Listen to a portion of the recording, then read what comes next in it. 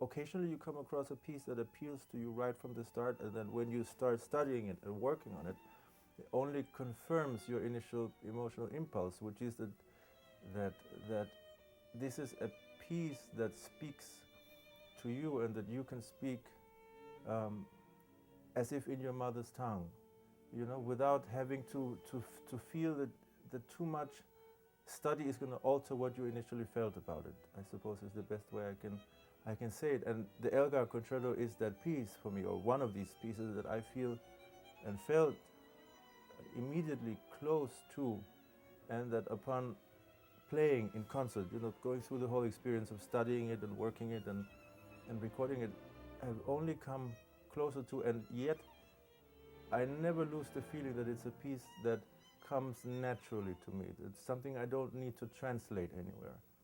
What fascinates me the most is that the piece is, although very large in structure and in scope, completely, I wouldn't say rigid, but it is explainable, explicable, if as it were, in formal terms, up until the final cadenza, which is usually something which, formally speaking, was put in the first movement.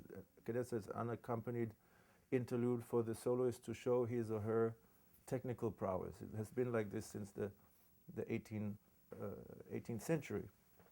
And what Elgar does is he omits that in the first movement, writes a formally very clear, straightforward, if large, first movement. The second movement is an arioso, again, by the book, large in scope, but by the book.